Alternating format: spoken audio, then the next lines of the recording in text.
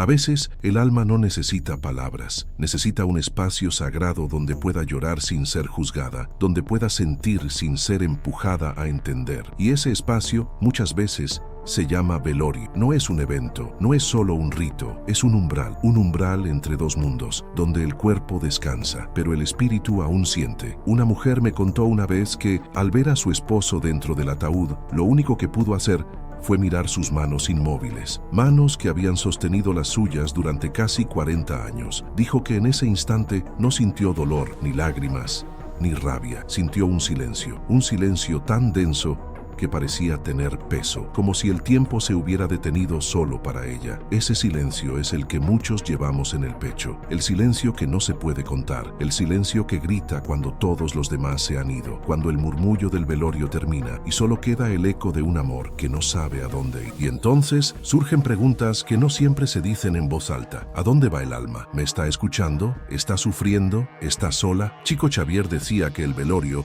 no es solo un momento de despedida para los vivos, es también una transición delicada para el espíritu que acaba de dejar su cuerpo. A menudo, el espíritu está ahí, confundido, sintiendo, percibiendo todo lo que vibra en aquel ambiente. No siempre entiende lo que está ocurriendo, no siempre sabe que ha muerto. ¿Y qué encuentra cuando mira a sus seres queridos desde ese plano sutil? Gritos, desesperación, reproches, palabras cortadas por el llanto, una energía densa, de dolor, de resistencia, como si el alma que partió estuviera tratando de volar, pero alguien la estuviera sujetando del ala sin querer, sin saber. Chico usaba una imagen muy profunda. Decía que el espíritu es como un pájaro intentando volar, pero atrapado por hilos invisibles hechos de llanto, de rabia, de apego. Hilos que no se ven pero que se sienten, que no hacen ruido pero que pesan. ¿Y por qué lo hacemos?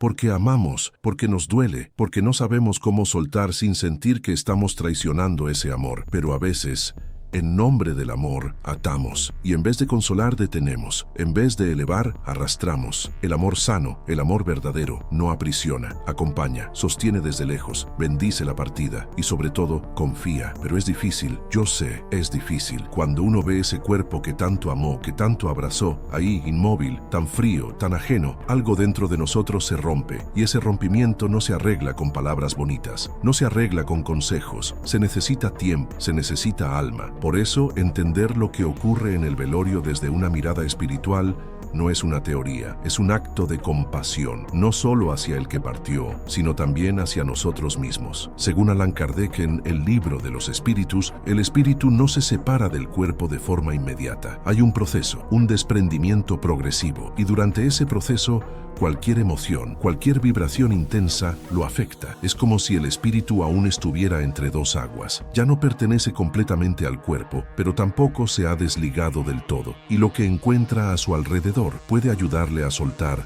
o puede reforzar sus lazos con la materia. Por eso cuando gritamos "no te vayas", lo que estamos diciendo energéticamente es "quédate". Y el espíritu muchas veces se queda, no porque quiera, sino porque no puede partir en medio de tanto clamor. En una psicografía recibida por Chico, un joven que murió en un accidente relataba cómo en su velorio intentaba alejarse, pero escuchaba los gritos de su madre llamándolo, suplicando, agarrada a su cuerpo. Decía que sentía una mezcla de amor y angustia, que deseaba consolarla, pero ya no tenía manos, que deseaba decirle que estaba bien, pero ya no tenía voz. Y ahí entendemos algo que a veces se olvida. El amor no siempre es consuelo. A veces se convierte en peso. Un peso que el espíritu lleva sin entender por qué. ¿Es pecado llorar? No, jamás. Llorar es humano. Llorar es sagrado, pero hay un tipo de llanto que libera y otro que encadena. Uno que dice, te amo y aunque me duele te dejo ir. Y otro que dice, te necesito tanto que no puedo dejarte partir. ¿Y tú, cuál de los dos estás practicando? André Luis, en No Solar, describe su propia experiencia al morir. Relata cómo durante su velorio sentía el magnetismo de su familia tirando de él hacia el cuerpo, cómo cada palabra pronunciada,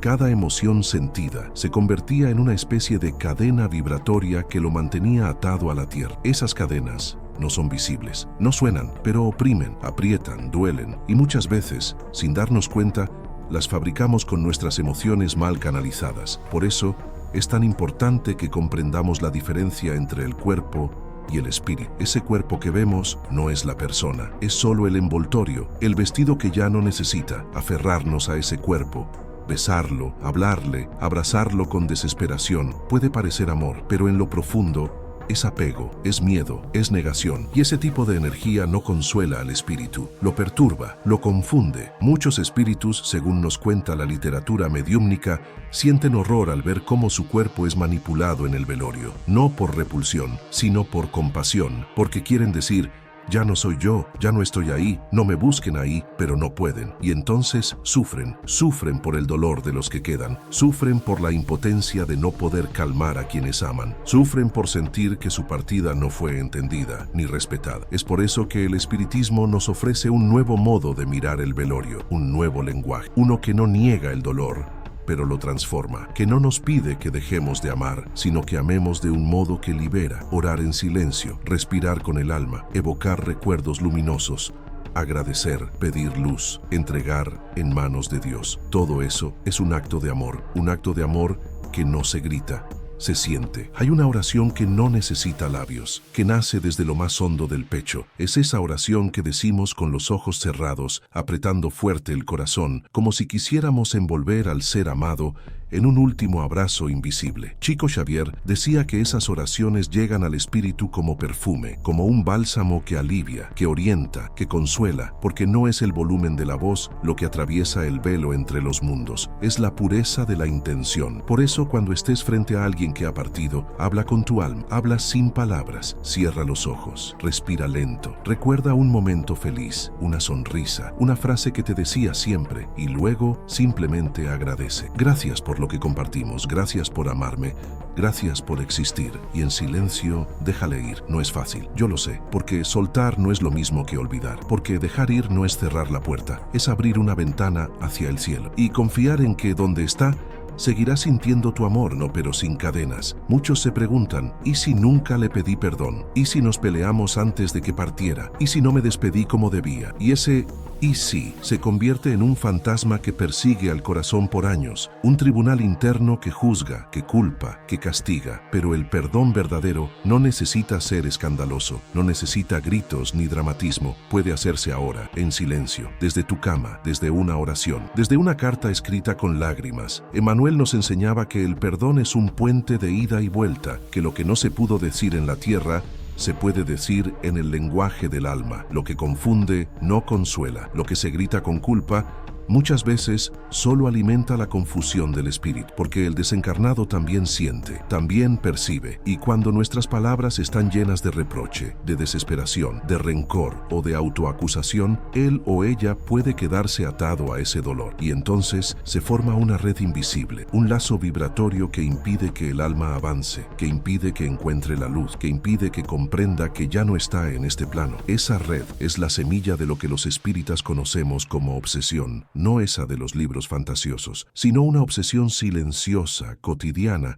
nacida del apego disfrazado de amor. A veces, sin darnos cuenta, le hablamos al espíritu como si aún viviera en el cuerpo. Le pedimos que regrese, le suplicamos señales, le reclamamos su ausencia, le exigimos respuestas. Y en medio de toda esa ansiedad, olvidamos lo esencial. Su alma necesita paz. Decir "¿por qué me dejaste?" no ayuda. Decir "vuelve" tampoco. Esas frases no son consuelo, son cadenas, son anclas lanzadas desde la orilla del dolor que impiden que el barco del alma zarpe hacia su destino. Una vez, una madre me escribió diciendo: "Cada noche le pido a mi hijo que vuelva, sueño con él, lo llamo, pero no siento paz". Y le respondí con una pregunta: ¿lo estás llamando o lo estás reteniendo? Porque hay una diferencia sutil, pero inmensa. El amor verdadero sabe soltar, sabe decir adiós con ternura, sabe mirar al cielo y susurrar: "Sigue tu camino.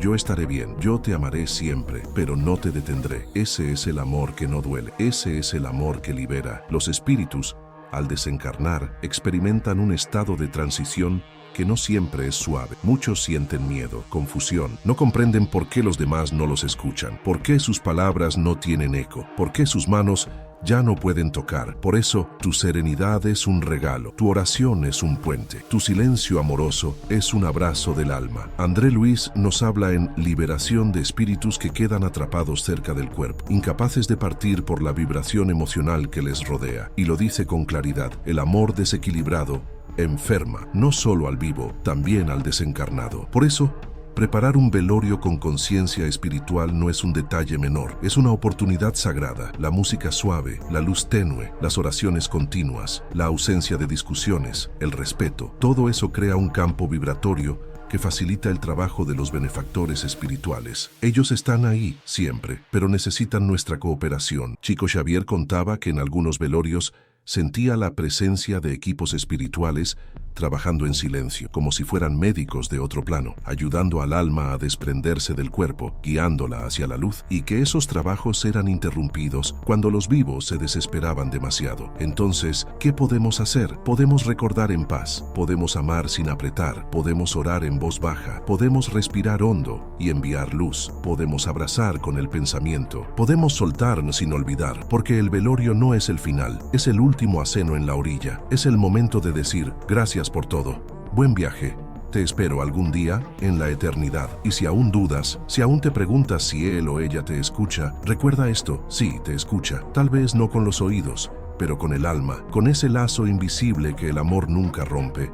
Por eso, cada palabra que digas, cada pensamiento que emitas, es como un mensaje en una botella que cruza el mar espiritual, que llega, que toca, que consuela o que perturba. Y entonces, la elección es tuya. ¿Vas a gritar o vas a orar? ¿Vas a exigir o vas a bendecir? ¿Vas a sujetar o vas a liberar? Chico Xavier nos dejó un ejemplo profundo cuando perdió a su madre a los 5 años. No entendía, lloraba, pero con los años comprendió que soltar no era perder, que el amor, cuando es verdadero, no se entierra, se transforma, se eleva, se vuelve puente entre los mundos. Tal vez hoy sea el día de hacer ese ritual íntimo de despedida, no un ritual externo, no un acto teatral, sino algo silencioso. Solo tú, tu alma y la presencia invisible de quien partió. Cierra los ojos, respira. Agradece, pide perdón si es necesario, perdona, ama y luego déjale ir, porque amar también es liberar. Y si él o ella pudiera escucharte ahora, si estuviera aquí al lado de tu corazón, ¿qué crees que le aliviaría más? ¿Tu grito o tu oración? Hoy, solo por hoy, deja que tu alma descanse en la fe. Y si esta voz resonó con la tuya, si esta verdad tocó algo dentro de ti, te invito a quedarte con nosotros, a caminar juntos este sendero de luz, de consuelo, de reencuentro, porque aquí nadie está solo y el amor nunca muere, solo cambia de forma.